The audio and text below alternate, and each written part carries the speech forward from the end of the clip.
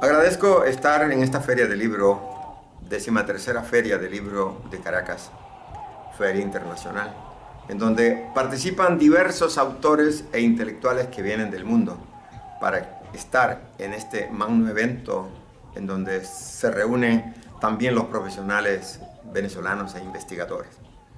Así que mi agradecimiento va también al Perro y la Rana como editorial, que pertenece al Ministerio del Poder Popular para la Cultura, en esta 13ª feria, como ya dije. Agradezco a Jordana García, que me invita a participar, y a Luis Lacabe, que también trabajó en la edición del libro, y a una serie de personas que estuvieron en el avance de este tema. La investigación que se está presentando como mitos de creación de la cuenca del Orinoco es un trabajo que se viene realizando desde hace algunos años, ¿no? Porque al inicio al conocer los pueblos, en el inicio del trabajo de investigación antropológico, antes el etnomusicológico, después el antropológico, participamos diversos investigadores en el campo de la antropología, de la etnomusicología. Terry Hagerkop, por ejemplo, fue uno de los etnomusicólogos que trabajó en la Amazonía con los Piaroa. Con Mauri Márquez, un antropólogo, alumno mío hoy también en doctorado, que también trabajamos. Héctor Figueroa, también con quienes anduvimos en labores de trabajo y de investigación en la Gran Sabana. Desde este punto de vista, pues, se puede decir que hay unos antecedentes bastante profundos para llegar al momento del libro. Además de una serie de autores, investigadores de otras épocas también, que trabajaron, pero sobre todo la conciencia que uno adquirió en los pueblos indígenas es con respecto a esa literatura oral que realmente está viva en los pueblos indígenas y que de una u otra manera los que tenemos sensibilidad pudimos llegar a ello. El libro que se está presentando hoy aquí en la Feria del Libro abarca 6 mitos de 6 culturas diferentes. El primer mito corresponde a los Piaroa de la selva amazónica. El segundo mito es de los Yecuana, que están ubicados tanto en Amazonía como también en territorio de Bolívar. El tercer mito pertenece a la cultura Ñengatú. Al principio, el orden, disculpen, no es correcto según el libro. El tercer mito es el de el Yanomami, Sanema Yanomama, que es sobre el origen del fuego. Y el cuarto mito, en ese orden va en el libro, es el origen del sonido de la cultura Ñengatú. Y el quinto mito, y luego el quinto y el último, el quinto es sobre los Guarao, que están en el delta del Orinoco, y el sexto mito corresponde a una cultura que ya está extinta, que es la cultura tamanaco, el mito de Amalibacá, un mito fundante de la cultura venezolana. En este sentido, este es el orden, digamos, que está en el libro, y vamos a describir rápidamente en qué consiste cada uno de estos mitos, ¿no? El mito Piaroa se trata del origen de los seres humanos, en donde hay un poder bien importante del Meñerguá. El Meñerguá es el dueño del canto, el señor de la palabra, que son los que conservan esa mentalidad de los pueblos tradicionales para defender su cultura, defender sus espacios geográficos. Boca y Guajari son 2 dioses originarios y ellos, a través de sus visiones, crearon al ser humano a través de una serie de peripecias que las leerán en el libro, Ahí aparece, por ejemplo, el árbol del Careru, un árbol que le da la sabiduría a esos primeros seres de la creación. Luego está Enemei Ofoda, que es un espíritu de la naturaleza o de la selva. Aparecen ahí los instrumentos musicales como el wora y varios otros. El wora, que es un instrumento único que hay en toda la cuenca amazónica, no la tienen sino los Piaroa, que es el wora representa la voz de los espíritus. Después también aparece Chejeru, que es la diosa de la vegetación. En ese sentido, se van hilvanando una serie de acontecimientos para llegar a crear al ser humano. No solamente se crea el ser humano, se crean también los animales, se crean las montañas, se crean los ríos, las selvas y sobre todo los alimentos. En ese sentido, está relacionado con el siguiente mito, que es de la cultura yecuana. En ese orden, en la cultura yecuana tenemos al Hubay. Hubay, que es el Hubay, es el chamán, el narrador, el que realmente mantiene su cultura en su mente. Se trata del árbol marahuaca, y allí es donde nace o está el origen de los alimentos. Había una diosa en el origen del mundo que se llamaba Yamancabe. Yamancabe era una diosa de la yuca, pero no vivía en este continente, vivía digamos, en lo que hoy llamamos los cielos, dueña de la comida. Para atraer esa comida se hacía lejano, porque verdaderamente no había alimentación. Entonces habían algunos personajes en ese mito que aparecen, por ejemplo Jack, la hormiga. Había otros personajes que podían ir a buscar la comida hacia ese infinito. Para llegar a esto hay una serie de personajes que se hilvanan en este mito. Para llegar a conocer el árbol marahuaca, digamos, que estaba tan lejos, tan distante de ellos, y acuden a los dioses de la creación originaria. Entre ellos está el gran Guanadi. Guanadi, un personaje muy importante de la cultura yecuana. Y creador también, a lo largo del mito, se ve la creación de ríos, del río Cachiquiare, agua antigua, ¿no? Están personajes como Cuchicuchi, el rabipelado, que cumple un papel importante. Aparecen los grandes tepuyes, como lo que hoy llamamos Roraima o Dodoima, ¿no? Aparece un personaje viejo, sabio, como Kamasowochi, que procuraba que los seres humanos tuviesen comida. Aparecen del Duida, uno de los tepuyes de la selva amazónica, pero especialmente aparece Marahuaca.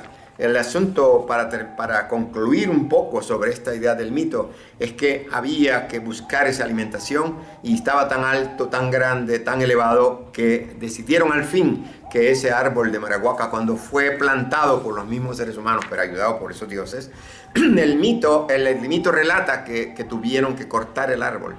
¿Para qué lo tenían que cortar? Porque era demasiado alto. El mito relata que estaba unido entre la tierra y el cielo, es decir, tenía raíces abajo y tenía raíces arriba. De esa manera se trata en lo posible de tumbar el árbol, digamos, cortarlo para que los alimentos cayeran. Pero claro, eso trajo un gran desastre, ¿no? Se logró, dentro de las grandes peripecias se logró, y al caer el árbol, sí, vinieron los alimentos, surgieron los animales, surgieron los ríos, surgió todo aquello que necesita el ser humano para vivir. Y así es que nacen los grandes tepuyes, ¿no? Los tepuyes del Roraima, el Duida, el Marahuaca, que son realmente los árboles del origen, que nosotros hoy día los vemos simple y llanamente, los turistas los ven como algo que no tiene peso específico en la historia, pero en la etnohistoria o en la etnociencia de los pueblos indígenas tiene un poder extraordinariamente importante, ¿no? El Marahuaca. El tercer mito en el orden, como está en el libro, es el mito sobre el origen del fuego. Ese es Sanema Yanomami. Ahí es el Chapori. El Chapori es el chamán, el que tiene la responsabilidad de narrar estos mitos. Es el narrador realmente, ¿no? Allí aparece un personaje bien importante que se llama Igua. Igua es el caimán. Es el caimán el dueño del fuego. Y no permitía que los demás animales tuvieran el fuego. No lo permitía. Entonces, para que realmente se pudiera cocinar, los Yanomami no conocían el fuego, para poder cocinar los alimentos había que robar el fuego del caimán. Y el caimán tenía el fuego en la boca. Entonces, como en todas las reuniones, en todos los mitos y en todos los relatos y en todos los pueblos indígenas hay fiestas, se creó una fiesta en donde iban a ir todos los animales. Y se invitó al caimán también, y el caimán fue muy circunspecto, sin reírse, sin decir absolutamente nada. Y la treta consistía en que había que hacerlo reír para que el caimán pudiera soltar el fuego.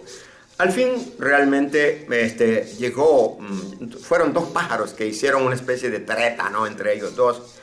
Hyomonikosham fue uno de ellos, y Maipowe, que fue el otro. Maipowe fue el que realmente, Hyomonikosham fue el que hizo reír, volando sobre el cocodrilo, y ese caimán, y cuando abrió la boca, entonces Maipowe saca la bola de fuego y la va a depositar en el árbol Puloy. Cuando ya está en el árbol Puloy, entonces el agua, la esposa del caimán quiso ir a echarle agua para apagarlo y a orinar sobre eso para que se apagara, y no lo logró. Entonces el cocodrilo se tuvo que detener para que realmente pudiera los demás seres vivos usar de ese fuego.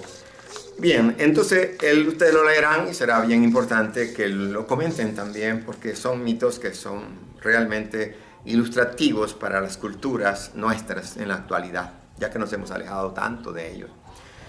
El cuarto mito en su orden en el libro es el mito del sonido, que al principio yo pensé que estaba antes, ¿no? El mito del origen del sonido se trata de la cultura ñengatú, la cultura ñengatú que está en el río, está en el río Negro hoy día, pero es un afluente del río Guainía con el Negro, pero además allí también está el río, parte del agua del río Orinoco. Ahí aparece una persona de los orígenes del mundo, una especie de virgen madre que tiene un hijo, pero ese hijo le sale ciego.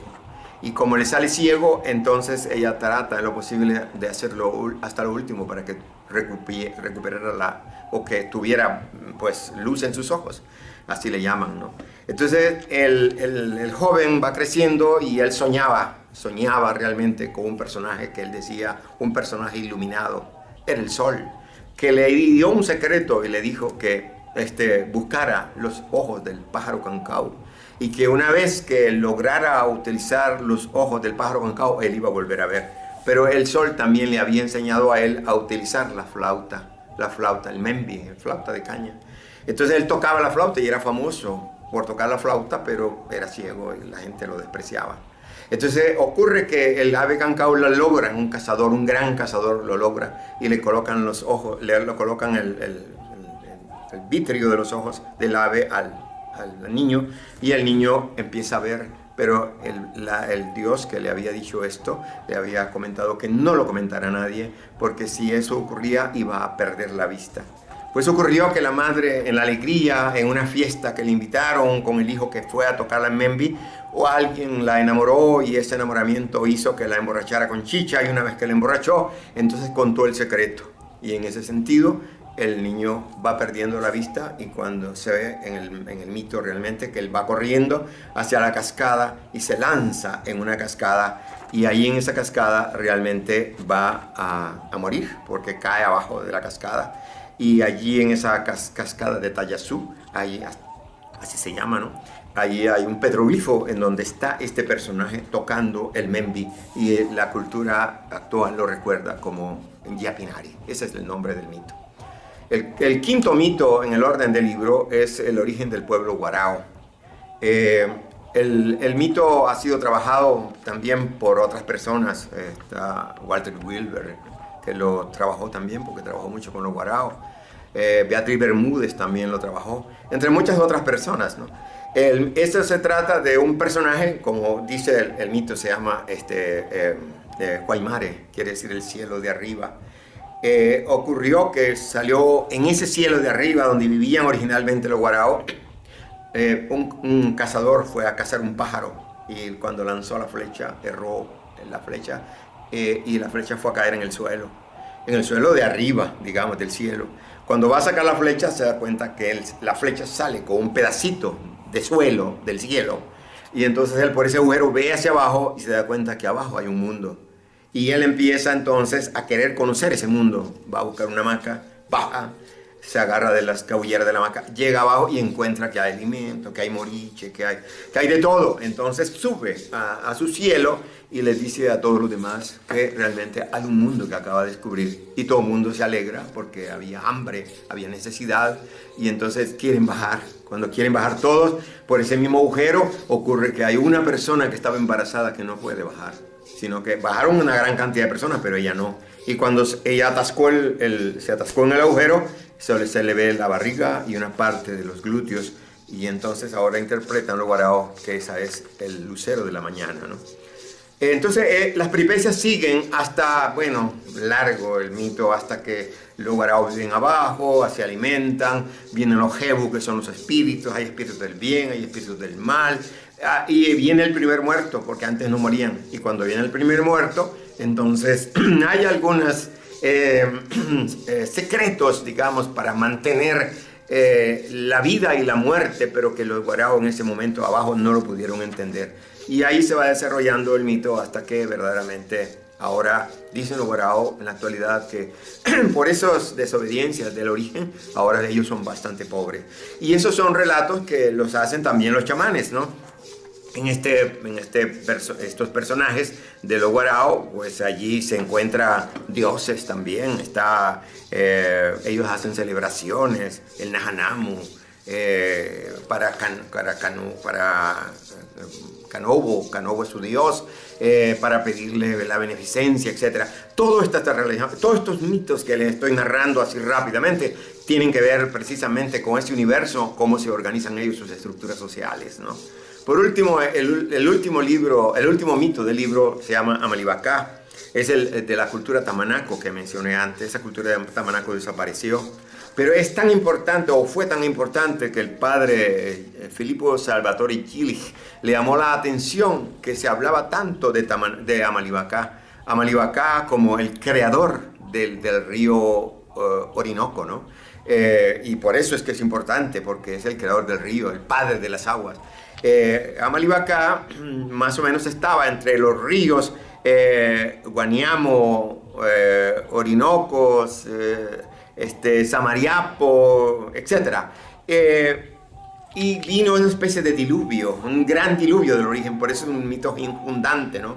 Ese diluvio llegó y arrasó con todo, que vino un dios, y ese fue Amalibacá, que vino con su hermano Bochi en una curiara dentro de las aguas turbulentas. Se encontró con una pareja toda temerosa en un cerro llamado Tepumereme. Allí realmente fue a hablar con esos señores, que eran los únicos que quedaban, una pareja, y les dijo que todos los demás habían muerto porque verdaderamente se habían ido de este mundo, porque había maltrato a la naturaleza. Entonces empezó una filosofía para decirles que había que tratar bien a la naturaleza. Les recomendó el uso adecuado de los animales, el uso adecuado de las pieles de los animales. Les dio la planta de moriche, que es la planta de la vida, que con la planta de moriche, con la semilla del moriche, tirándola hacia atrás, se iban a formar los seres humanos. Entonces, este es el final de los mitos, y luego después de los mitos aparece realmente una interpretación que se hace de cada mito en su particularidad, tomando en consideración a los autores que verdaderamente han trabajado los mitos y otros que hemos leído, ¿no? Daniel de Barandiarán, que fue un sacerdote que conoció mucho la Amazonía y el Sanema, trabajó mucho la parte de los Sanema y de la Yanomami. Mar de Cibrieo, que estuvo trabajando también con los Yecuana, del cual hay un libro publicado por Monte Ávila Editores que se llama Guatuna, un libro maravilloso.